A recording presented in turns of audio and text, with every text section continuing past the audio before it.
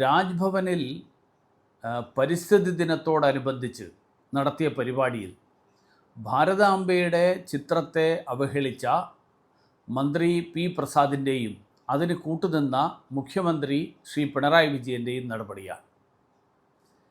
ഭാരതാംബയുടെ ചിത്രത്തിൽ പുഷ്പാർച്ചന നടത്താൻ പ്രസാദ് മന്ത്രിക്ക് സൗകര്യമില്ല എന്നാണ് പറഞ്ഞിരിക്കുന്നത്. കാരണം പറഞ്ഞിരിക്കുന്നത് വളരെ വിചിത്രമാണ്. ഭാരതാംബയുടെ കയ്യിലെ കൊടിയുടെ നിറവും കാലിലെ താമരയും ഇതാണ് പ്രസാദ് മന്ത്രിക്കും കമ്മ്യൂണിസ്റ്റുകാർക്കും പിടിക്കാതെ പോയത്.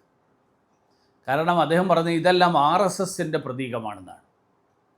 ഞാൻ ചോദിക്കട്ടെ, ഈ മന്ത്രിക്ക് ചരിത്രബോധം എന്നുള്ളത് ഉണ്ടോ എന്ന് ഞാൻ ചോദിക്കുന്നില്ല. ഒരു പ്രാഥമിക വിദ്യാഭ്യാസമെങ്കിലും അദ്ദേഹത്തിനുണ്ടോ എന്നുള്ളതാണ് ചോദിക്കേണ്ടത്. കാരണം ഭാരതാംബയെ RSS ആണ് ഉണ്ടാക്കിയത് എന്ന് ആരാണ് ഇദ്ദേഹത്തിന് പറഞ്ഞു കൊടുത്തത്? കാരണം ഇന്ത്യൻ ദേശീയ പ്രസ്ഥാനം കൊടുമ്പിരിക്കൊണ്ടിരുന്ന കാലത്ത്, ആ കാലത്താണ് ശ്രീ അവനീന്ദ്രനാഥ ടാഗോർ അദ്ദേഹം ഭാരതാംബ എന്ന പേരിൽ ആരാധിക്കപ്പെടുന്ന ഈ ചിത്രം വരച്ചത്. ആ ചിത്രം കാവ്യവസ്ത്രമണിഞ്ഞ സ്ത്രീരൂപം താമരയിൽ നിൽക്കുന്ന ചിത്രമാണ്.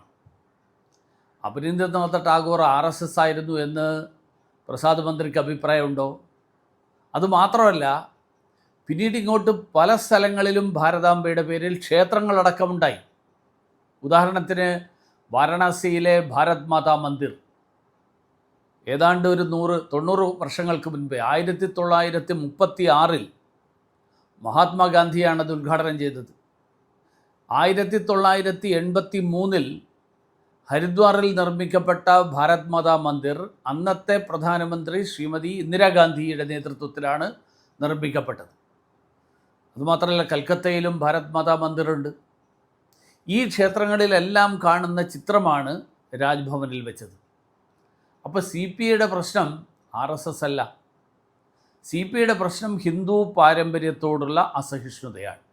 ഇപ്പോൾ ഈ കഴിഞ്ഞ ദിവസം അദ്ദേഹം പറഞ്ഞു, 30 വർഷമായി റംസാൻ നോമ്പ് നോൽക്കുന്നയാളാണ് താൻ എന്നാണ് മന്ത്രി പ്രസാദ് പറഞ്ഞിരിക്കുന്നത്.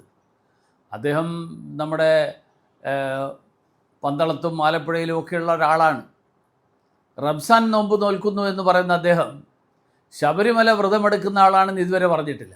CPMൻ്റെ പാർട്ടി കോൺഗ്രസ്സിൽ ഹമാസിൻ്റെ കൂടി ചിഹ്നമായിട്ടുള്ള കഫിയ ധരിച്ചുകൊണ്ട് പിണറായി വിജയൻ അടക്കമുള്ള ആളുകൾ അണിനിരന്നപ്പോൾ CPIക്ക് ഒരു ഭരണഘടനാ പ്രശ്നവും തോന്നിയില്ല എന്ന് നമ്മൾ മനസ്സിലാക്കണം. ഇവർ ഭാരതാംബയെ മാത്രമല്ല ഭാരതത്തെ തന്നെ അംഗീകരിക്കാത്തവരാണ്. G20 ഉച്ചകോടിയിലെ അത്താഴ വിരുന്നിന് ബഹുമാന്യയായിട്ടുള്ള രാഷ്ട്രപതി അയച്ച ക്ഷണക്കത്തിൽ റിപ്പബ്ലിക് ഓഫ് ഭാരത് എന്ന് വെച്ചതിന് ഇന്ത്യ സഖ്യം ഉണ്ടാക്കിയിട്ടുള്ള പുകില് നമുക്കെല്ലാവർക്കും ഓർമ്മയുണ്ടാവും. അപ്പോൾ ഭാരതത്തോടാണ് അവരുടെ എതിർപ്പ്. ഭാരതത്തിൻ്റെ അതിർത്തിയിൽ കടന്നു കയറി നമ്മുടെ സൈനികരെ കൊന്നൊടുക്കി അധിനിവേശത്തിന് ശ്രമിച്ച ചൈനയെ ന്യായീകരിച്ച ആളുകളുടെ പിന്മുറക്കാരാണ് ഇവർ. ഇവരിൽ നിന്ന് ഇതിനപ്പുറം എന്ത് പ്രതീക്ഷിക്കാൻ പറ്റും എന്നുള്ള ചോദ്യമാണ് ഈ സന്ദർഭത്തിൽ വരുന്നത്.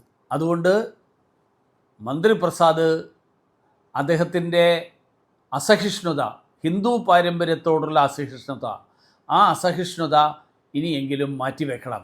ഇതാണ് എനിക്കിന്ന് സൂചിപ്പിക്കാനുള്ളത്. എല്ലാവർക്കും നമസ്കാരം.